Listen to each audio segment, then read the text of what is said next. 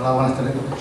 Bueno, pues enhorabuena, realmente me ha gustado mucho la conferencia, sobre todo por la capacidad de síntesis, y me ha llamado mucho la atención cómo al principio hablaba de la muerte de la utopía política, ¿no? Como esas grandes ideas ya han desaparecido y las aspiraciones eran mucho más modestas, la democracia, pero como a la medida que ha ido analizando, desgranando la insuficiencia de la democracia, que son todos los principios en los que deberían de estar basados, y se ha olvidado algunas cosas de nuestra democracia en particular, en donde ni siquiera hay listas abiertas, donde hay coagusto en los partidos mayoritarios, a los cuales se va a votar. O sea, el menú, como usted decía, es tan deleznable que dan casi ganas de no participar. O sea, no tenemos participación, pero lo que estamos estimulados a no participar por la oferta, digamos.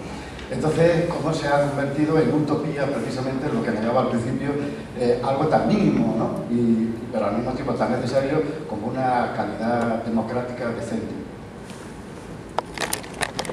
Es decir, me ha hecho esa misma reflexión, pero vuelvo al origen. Es decir, la utopía tiene mucho que ver con lo que llamaríamos los juicios contrafácticos. Es aquello es decir, que nunca podría ser, es decir, que podría haber sido, pero que nunca va a ser. Es decir, no hay condiciones de realizabilidad. Eso define una utopía, es utopos. No ha lugar posible para que eso se realice. Es decir, por eso cada vez que una utopía ha querido realizarse se ha pegado un trompazo, es decir, porque en realidad, es decir, traer el cielo a la tierra siempre es un disparate. Pero el problema, decía al principio, es que estas cosas de las que hemos estado hablando, o un aire un poco de Ateneo escandalizado, pero en realidad son cosas factibles. Es decir, esto no es una utopía, esto es realizable. El problema es que no se realiza. No es que necesitan condiciones, no necesita condiciones normativas para realizar. Como decía, hay un diseño, se puede hacer, se puede mejorar. Lo que hay se puede mejorar, es decir, lo de manifiestamente mejorado. Es decir, es decir, se puede mejorar y en realidad, si el horizonte no fuera tan cortoplacista, si la gente cuando está en la política dice, bueno, para contar el día que me queda en el convento, es decir, si la gente tuviera un horizonte de medio plazo y el interés de la política y el interés por la política fuera un interés realmente, no voy a decir vocacional, pero al mismo tiempo profesional y vocacional a la vez. Bueno, o sea, me interesa que sobreviva la posición que justifica que yo esté aquí, ¿no? Tal alternativa. Es decir, pues, si hubiera un horizonte menos cortoplacista, posiblemente ya se hubieran producido algunos acuerdos en el sentido de reformas que estoy proporcionando.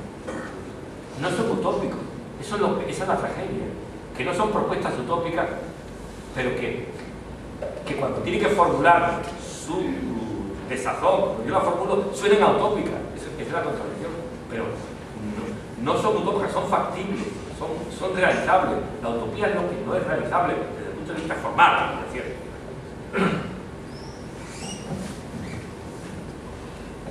Mire, usted ha dicho que hay cosas que están en manos de los ciudadanos. Ha dicho usted. Bueno, pues la verdad es que la democracia, más que la politización de los ciudadanos no deberían politizarse.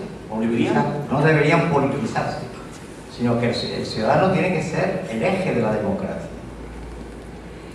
Entonces, los medios de comunicación, mire usted, los medios de comunicación, yo estoy terminando, yo no estoy leyendo ya ningún medio de comunicación, estamos absolutamente manejados. Pero es que claro, pasa una cosa, mire usted, si lo leo, ¿sabe usted por qué es? ¿Sabe usted por qué es? Las cartas al director. En las cartas al director tomo yo el pulso de cómo está la gente cabreada y la sensatez. Y digo, así habla el ciudadano, que no digo pueblo, digo ciudadano. Voy a decir pueblo, da igual, no. Así habla. Se ha publicado un libro de un señor francés de 93 años, que lo ha prologado José Luis San Pedro, también tiene 93 años, sobre una llamada de atención para que la gente pues, se despierte. El día 13 va a salir un nuevo libro en que escribe Garzón, José Luis San Pedro, etcétera, una serie de señores también sobre despertados, sobre tal cosa. Pero usted, existe la democracia directa. Una aspirante al socialista francés, a una mujer que era aspirante al gobierno de Francia socialista, y dijo que iba a aplicar la democracia directa. Después no salió, no sabemos ya si no se quedó o simplemente fue una cosa de programa. Pero en Suiza, que es un país capitalista, etcétera, que tiene, sin embargo, allí hacen referéndum, están haciendo referéndum. Pero habría que empezar por hacer referéndum a nivel municipal, pero que los referéndums sean obligados, porque ahora creo que se pueden hacer referéndum, pero no son obligados. Eso queda como un estado pico. Y me gustaría que usted me dijera algo sobre la democracia directa y también sobre lo que está pasando en Islandia, que lo están callando los medios de comunicación también, pero hoy ya he escuchado yo en Radio Nacional de España, he escuchado ya a un señor islandés, un periodista islandés que ha hablado sobre eso. Entonces, en Irlanda están cambiando los ciudadanos parte de la Constitución. En Islandia están nacionalizando la banca. En Islandia, un señor del gobierno ha hecho caso a la votación de los ciudadanos, ha sometido a referéndum. Eso es en Islandia. Un poco del orden democrático, de calidad democrática, usted que ha escrito un libro de calidad democrática, de la calidad democrática que tienen en el norte de Europa. Han tenido desde siempre, porque tienen con la democracia del siglo XIX. Por favor, me gustaría su opinión sobre estos puntos. Vamos, por dos cosas, ha hablado de muchas cosas y como me ha pedido una opinión directa sobre la democracia, una opinión concreta sobre la democracia directa, se la daré. Antes sobre lo de la prensa, yo tengo el problema inverso al suyo. Yo no es que no lea la prensa, yo pierdo muchísimas horas para leer la prensa. Es decir, necesito leer más periódico que leía antes para hacerme una idea de la situación. Me parece... Pero yo tengo otras cosas que hacer en mi trabajo. Ya, pero quiere decir que se comprenderá que me da tanta pereza que la leo por la noche y me acuesto media hora más tarde, 3 cuartos más tarde leyendo. No, prefiero un libro de buena literatura.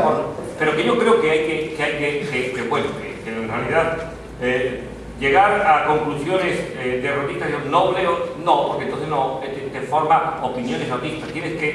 Vamos, mi opinión, yo procuro leer muchos medios, es muy penoso, tiene que echar mucho tiempo, pero no tengo otro remedio que conformarme una percepción del poliedro de la realidad que hay. Eso es una situación. Voy a la democracia directa. No vamos a entrar en discusión, pero es que yo creo que la democracia directa la democracia directa es un desastre. Así se lo digo, sinceramente. Es decir,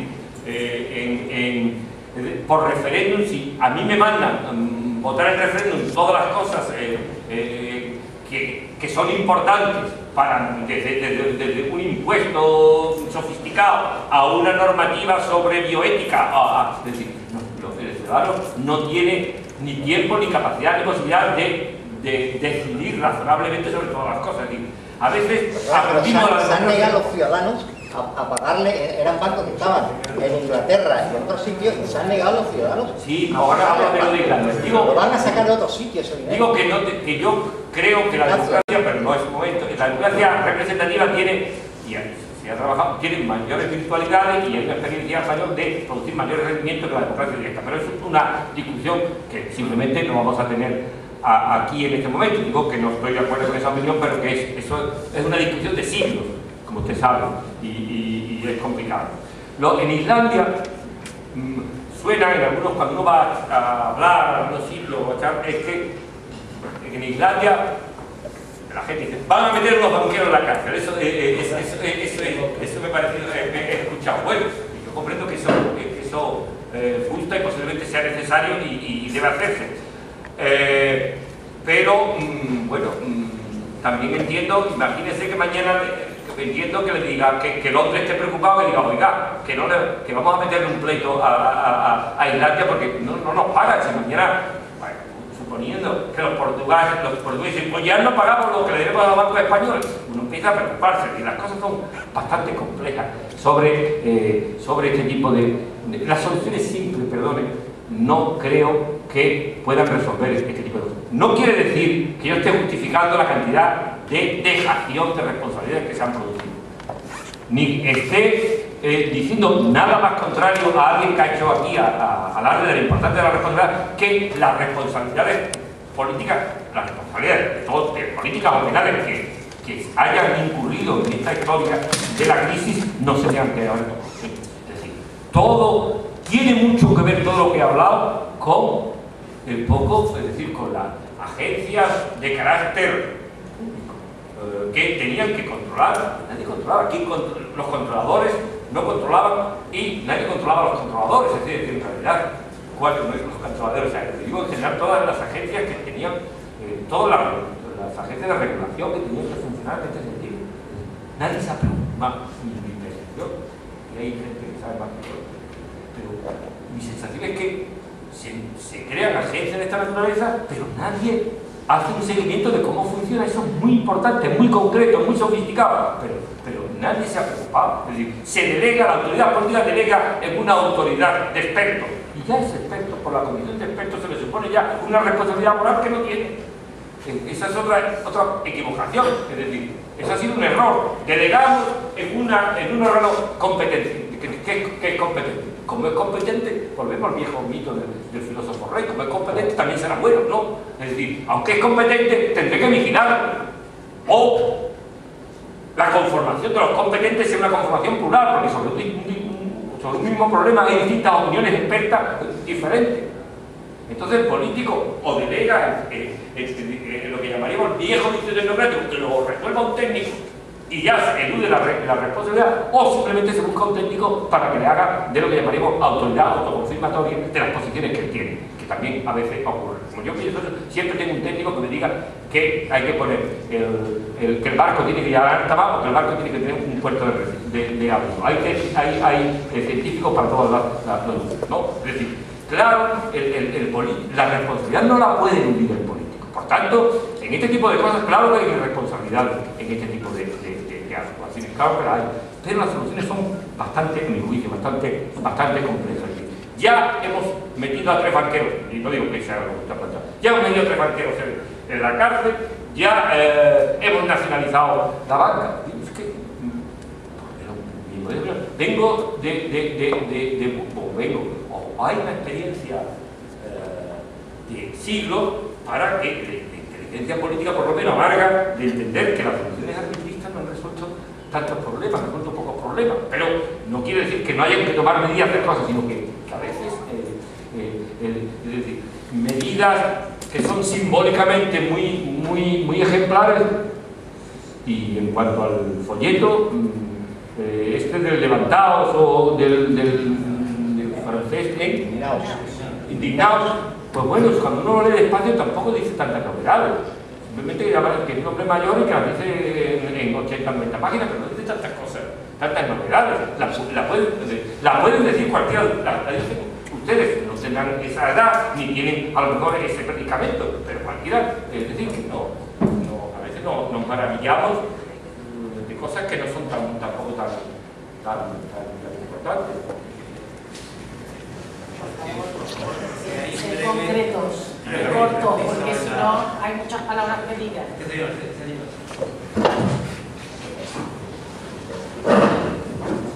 Sí, hola, buenas tardes. Muchas gracias también por su conferencia, que me ha gustado bastante. Teniendo en cuenta una cosa que usted ha dicho, No se escucha bien. ¿se escucha bien? ¿Se para? ¿Lo separan? ¿Así? Teniendo en cuenta que usted ha dicho que las leyes deben ser claras y así funcionaría todo mejor, porque todo el mundo lo tendría más claro, yo quiero también hacer una pequeña llamada para que también tengamos en cuenta que la utilización de las palabras también deberían ser lo más claras posible, porque a mí me da mucha pena escuchar hablar de politización en sentido negativo, y evidentemente es un término que no deberíamos emplear. Políticos somos todos, y gracias a Dios porque vivimos dentro de una polis, eso es evidente, y nadie nos puede librar, pues quizás de una de las actividades más bonitas que podemos hacer, porque si no termino utilizando los términos, a lo mejor lo que seríamos sería idiota. bueno, en el sentido también tipológico del término. Entonces, cuando hablamos, por ejemplo, simplemente cuando hablamos de politización del Poder Judicial, evidentemente no estamos refiriéndonos a que el Poder Judicial es un poder absolutamente político, igual que el legislativo y el ejecutivo. Yo creo que debemos hablar de partidización, de ideologización, también en sentido negativo, de sectarización y de todas esas cosas. Y que a lo mejor, si ese lenguaje se empleara a nivel público, pues la gente también entendería mejor lo que es la politización y lo que es la sectarización o la partidización. Y luego también debería tener sentido peyorativo la palabra político, porque la palabra político tampoco debería tener ningún sentido peyorativo, porque todos somos políticos. Y entonces tampoco habría que inventar otras cosas como sociedad civil opuesta a sociedad política, a dirigentes políticos. En su momento se opuso al religioso, luego al religioso se opuso al laico. En fin, que hay que hacer también un estudio de la terminología, los medios de comunicación y las propias personas que utilizan tanto los términos políticos, quizás también las deberían utilizar en sus justos términos para que todos sepamos exactamente a qué nos estamos refiriendo y no pues denigrar, utilizando en malas palabras, actividades que son consustanciales, dignas y humanas del propio ser, que es lo que yo creo. Yo estoy de acuerdo con sus observaciones y en ese sentido he entendido por lo menos lo de politización, no la he empleado, pues como tal, básicamente era es decir, se emplea equivocadamente para sectarización o partidización, como se emplea para pero ni política ni politización ni la oposición de sociedad civil. Yo solo me movía en la reflexión que ya hacía Tocqueville, empezaba ya Tocqueville sobre el problema de la necesidad de una no politización, la reflexión que hacía sobre la propia experiencia de la Revolución Francesa, cuando miró y fue a Norteamérica y vio su famosa democracia en América. En ese sentido estoy de acuerdo. Le comento más por eso.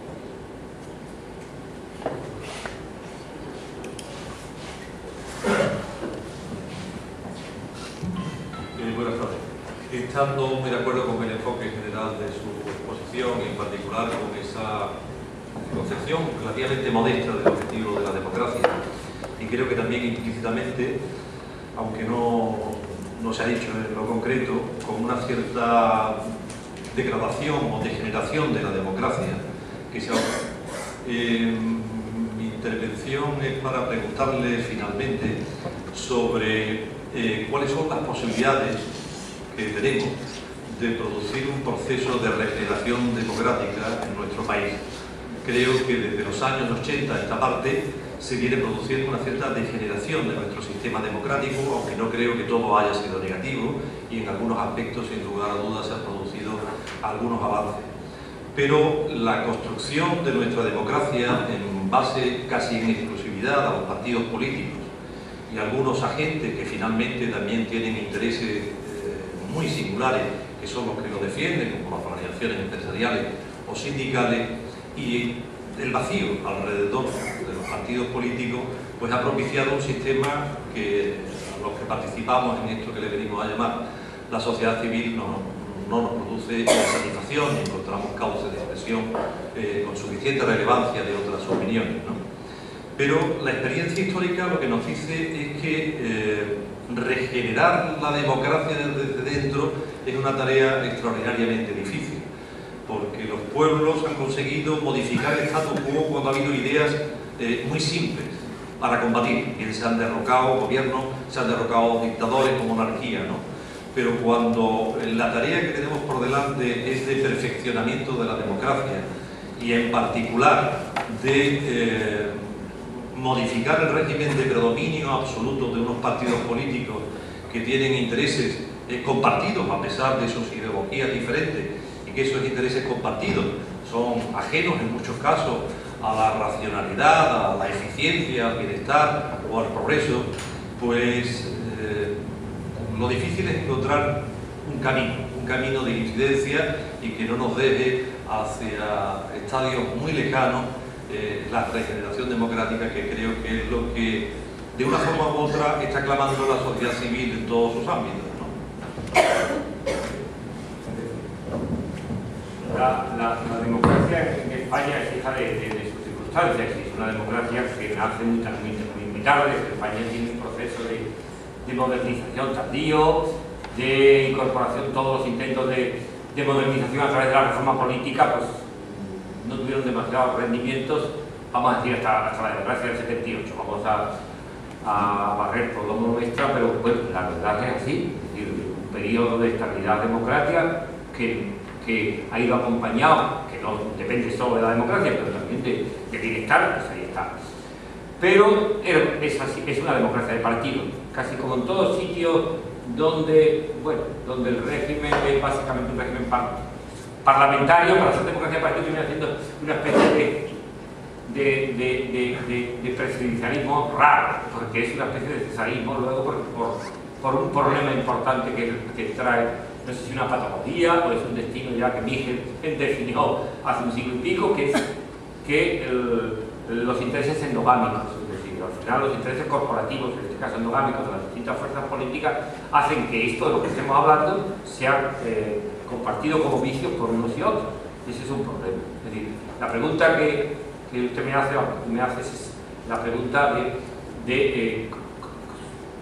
pero ¿se van a regenerar ellos a sí mismos si no hay un impulso? Si por otra parte ya planteas también la dificultad, es que las democracias no se mueven por idea simple. Es decir, las democracias se renuevan porque en todo caso hay una combinación más bien lenta, difusa, entre nuevas iniciativas, un tercer partido que nace, un movimiento de contestación que produce escándalo, es decir, que hace que los partidos sean sensibles a asuntos o a movimientos que antes no estaban. Entonces yo creo que la regeneración solo, por decir primero no tengo solución, pero lo segundo es que si viene por esa percepción de que la democracia no va a obrar milagros ni va a haber movimientos de convulsión grandes, tendría que haber algo más de presión externa, que no fuera una presión destinada a competir con un tercer o cuarto partido más, sino una presión que estuviera siempre como tal presión y tuviera fuerza, tuviera impacto en los medios como tal presión, planteando 10 o 12 reivindicaciones de regeneración democrática. Y eso constituye un movimiento que se va extendiendo, que tiene simpatía y que tampoco tiene vocación de competir, pero sí tiene vocación de contestación, de molestar, de ejercer esa función de la democracia como contestación, pero contestación básicamente en el ámbito puramente político, en el sentido de decir, mire usted, la democracia funciona mal porque le faltan estas 7 u 8 cosas, estas 9, 10 cosas. Y tenemos 500.000 firmas y hay una manifestación o hay una concentración o hay un manifiesto, y eso es vivo y eso es permanente. Eso produce, eso es sensible, si tiene impacto también mediante, eso es sensible a los pueblos. Es decir, creo que la inercia actueña de los propios partidos solo se movilizará si se encuentra un escándalo. Es decir, si hay una alternancia relativa, hoy tú, mañana yo, hoy estoy aquí, pasado, y ya está. Y ante estos males que compartimos, no hay un movimiento constante. Claro, en el sentido preciso de las 5 o 6 reivindicaciones de naturaleza de regeneración democrática precisa, que sean claras, tengan algunos liderazgos no interesados, sino liderazgos de yo ya ni tengo ni edad ni tengo interés de ponerme a competir. Posiblemente, y además respetuoso, capaz de dialogar con uno, capaz de hacer. Yo creo que por ahí tendría. Pero claro, volvemos al principio. Es decir, nosotros tenemos un déficit de sociedad civil politizada en el sentido que estábamos hablando. Es decir, no politizada en el sentido, aquí está la asociación de vecinos como en la asociación que va a sustituir a los partidos. Politizada en el sentido que yo no tengo ganas yo no estoy competir. Yo quiero que ustedes se tomen en serio aquello que es común y que está en la Constitución. O sea, un poco. Si fuera posible una articulación de esa naturaleza limpia, que no fuera sospechosa, sino clara en ese sentido, pudiera ser una iniciativa. Cuestión de de que haya liderazgos claros que claro, si uno se...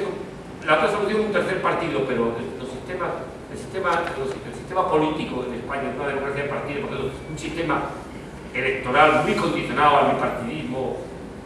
Es complicado que ahí se cuele un tercer partido que haga pupa. Sobre todo, bueno, y luego la configuración de un Estado compuesto, como el nuestro, ¿no? Que está muy grabada. Los partidos nacionalistas cumplen una función de tercer partido, pero no me da perversa, ¿no?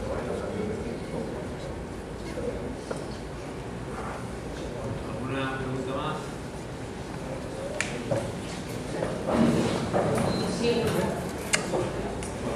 Sí, has hablado de una necesidad de una ley de partidos. Esta ley como que desarrolle el derecho fundamental de participación política. Hablas de ello como una necesidad para la regeneración, hablas de ello también como una alternativa a la situación actual, puesto que la representación y la participación, mejor dicho, se realiza a través de la representación y la representación se realiza a través de los partidos políticos. Evidentemente es ahí donde hay que actuar. Entonces, es ahí donde habría que actuar. Entonces, esta ley de partidos, por un lado te pregunto, ¿qué contenidos crees tú que podría tener, teniendo en cuenta que además un partido político es una organización privada? Es decir, que cómo se puede actuar en su ámbito interno. Evidentemente la financiación sí, régimen disciplinario no sé, democracia interna no sé, ¿qué hay en derecho comparado? Gracias. Bien, bueno, es que algunas afirmaciones que ha hecho usted son complejas, es decir, son organizaciones privadas, sí, es decir, está el artículo de la Constitución que es una organización que es privada, pero al mismo tiempo cumple funciones públicas de una manera, no funciones públicas, la propia Constitución lo dice, las constituciones no son un texto, pero es decir, la convierte en el cauce privilegiado o principal de la participación política. O sea, tenemos un problema jurídico complicado, eso es evidente. Pero, si el derecho de participación es un derecho fundamental, si es un derecho fundamental que a mi juicio requeriría un desarrollo por ley orgánica, por llamarle a eso una especie de bloque semiconstitucional, o sea, si no fuera que religiera, ahí tendría que el régimen disciplinario en lo que se refiere que afectara a derechos fundamentales permitiera apelar a un tribunal externo, es decir, lo que no puede ser en las comisiones de garantía que funcionan los partidos. Es decir, que hay algunas sentencias que han analizado eso, pero básicamente esa ley tendría que, yo entiendo que es una ley orgánica que desarrolle ese derecho de participación, donde, a mi juicio, lo que no puede hacer es esos derechos, haga usted su primaria que el otro ya lo verá, y no, vale, pues entonces yo compito en condiciones de igual. Yo no creo que eso se pueda, eso se deba dejar a un régimen particular de que cada partido organice lo que sea. No, porque yo creo que afecta no al pluralismo asociativo, pero sí afecta al derecho fundamental de participación política. Y yo creo que eso requeriría la constitucionalización y, lógicamente, ese derecho, por tanto, a ser un derecho fundamental, si a mí, mi derecho a ser ciudadano, que tengo voluntad de participación, me lo conculca un sujeto particular, como la dirección de un partido, yo tengo derecho a apelar a un tribunal, a decir, bueno, se me expulsa de este partido porque mi derecho a la libertad de expresión, eso tiene que tener unos límites, es evidente, pero lo que no creo que pueda seguir en la situación actual. O sea, yo creo que el derecho de participación, y cuando digo derecho de participación, el derecho a defender determinadas opiniones, el derecho a apelar a una instancia externa cuando tus derechos fundamentales sean, eso me parece que es fundamental. Por ejemplo, estamos hablando del tema del barrio, que además todos los hombres han permitido las primarias, eso está mal puesto, es decir, el derecho de una mayor apertura, de una mayor posibilidad de participar los militares. Eso yo creo que la regulación de eso tendría que ser universalizable. No puede ser que un partido pueda ser más democrático que otro. Porque si yo soy demócrata y quiero participar, y si mi ideología es A o B, tiene que ser el menú de lo que llamaríamos de oportunidad de ejercicio del derecho, tiene que ser equiparable en un sitio u otro. O sea, que yo creo que es verdad que existe una contradicción, que hay una sociedad privada, pero al mismo tiempo ejerce una función pública crucial y básica. Ese tema se tiene que resolver de alguna manera. No creo que sea necesario cambiar la Constitución para eso.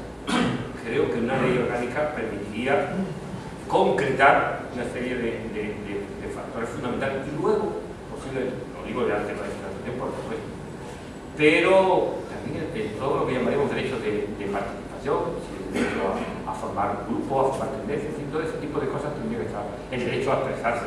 Es decir, es que no sé si, es decir, la indefensión que siente un militante, yo no sé si yo, por lo que puedo decir aquí, mañana me pueden abrir un expediente disciplinario, me explico. Es decir, porque ¿no te parece que ese es un derecho que tendría que estar amparado, básicamente? Y no puede decir, no, pues apúntese a otro partido, si es que no me quiero apuntar a otro partido. No me quiero apuntar, no, si es que el marco ideológico justifica que es una empresa ideológica de una naturaleza determinada, que cumple una función pública de carácter fundamental, ¿cómo eso no va a tener un amparo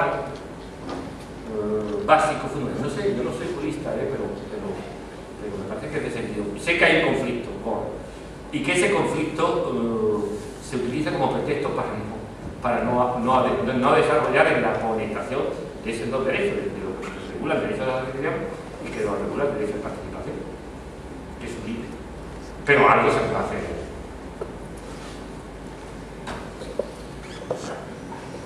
¿Alguna otra pregunta? Y hay borradores, sí, hay borradores. Si no hay preguntas, yo os quiero felicitar por la asistencia, por la participación de Ramón, y también quiero hacer un comentario con respecto a lo que ha comentado Ramón de la sociedad civil y cómo puede hacer regenerar la política. Desde la Asociación Iniciativa Sevilla Abierta hemos elaborado unos acuerdos con motivo de las elecciones municipales que son unos acuerdos básicos que están abiertos a todos los ciudadanos para que, digamos, se unan a ellos y hagan más presión para poder, digamos, decirle a la sociedad política que la sociedad civil está aquí y queremos que cuente. Muchas gracias.